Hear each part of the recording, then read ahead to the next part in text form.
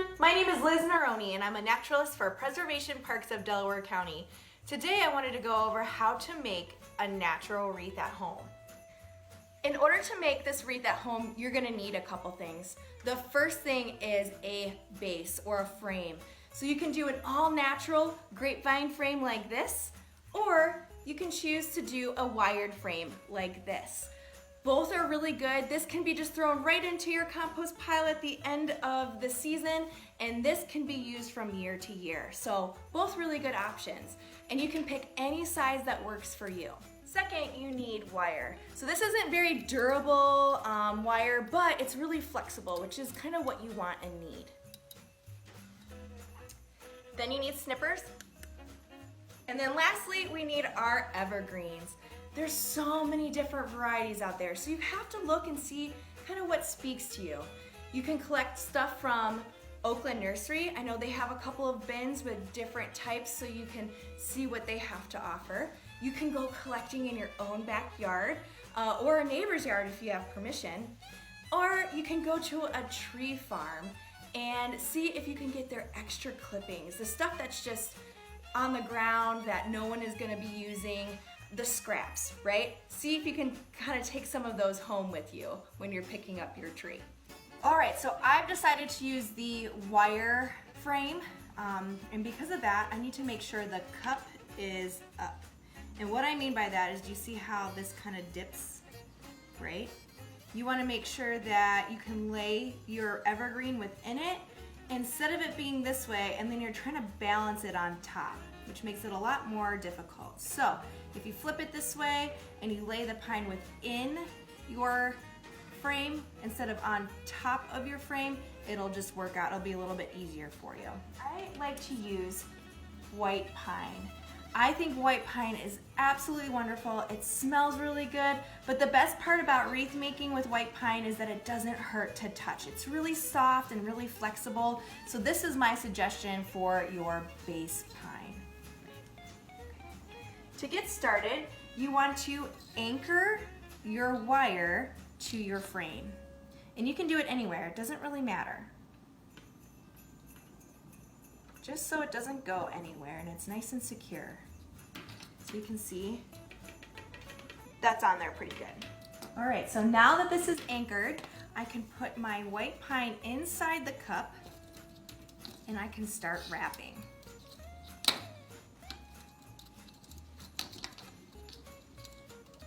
Once I get to about a little over halfway,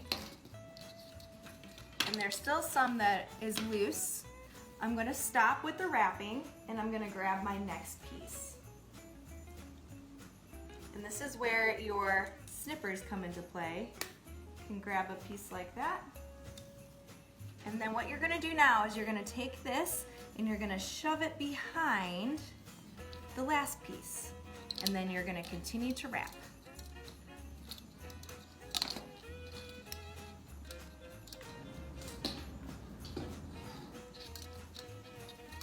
Okay. Then you remember to stop before you get all the way to the end, and you're going to get your next piece. And then you're going to stick it behind there again, and then continue to wrap. And you're going to do this until you get the entire frame covered with your base.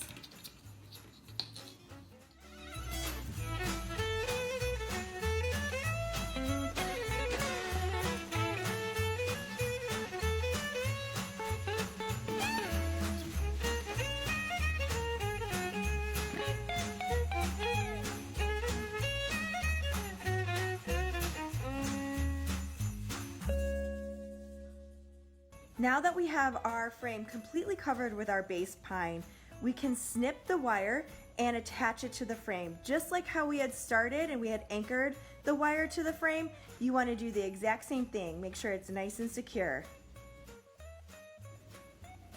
The next step is to actually take a pinch of the pine and pull it from underneath the wire and have it lay on top. So it's still tight to your frame, but now we're going to be hiding some of the wire and fluffing it up a bit.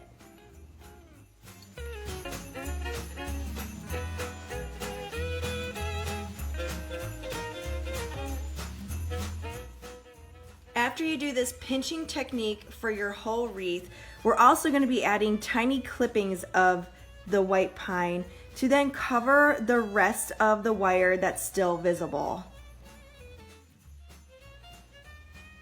When you're working on this part, also take a look at the back side of your wreath.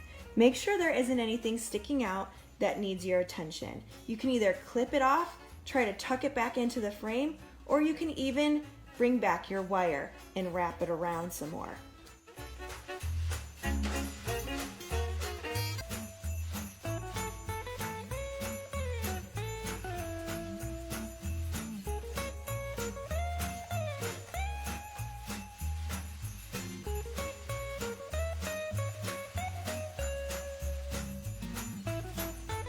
All right, so now our base is complete, which is great, but it might not look the way you want it to at this point.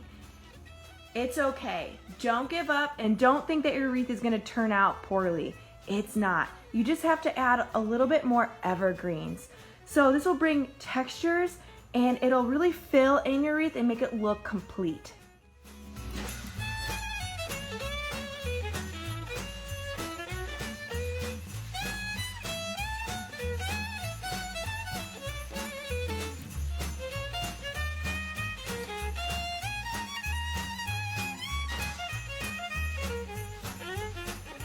All right, so I am almost done with my wreath. As you can see, there's a couple little imperfections.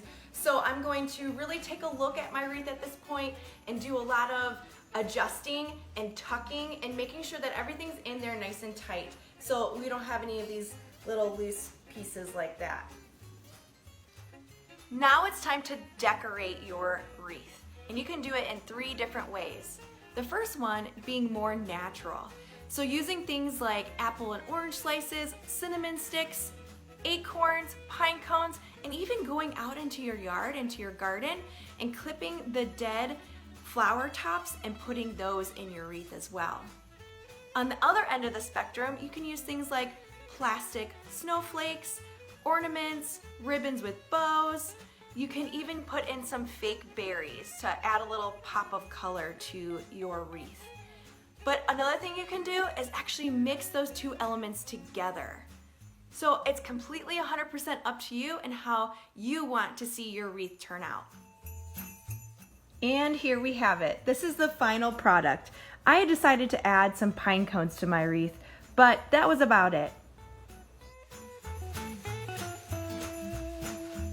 Making a wreath at home for the first time can be a little challenging, but it's also a lot of fun. Plus, you end with a product that's 100% made by you and one of a kind. So I hope you enjoyed this video and thought it was helpful, but I really hope that you have a great holiday season. Thanks and take care.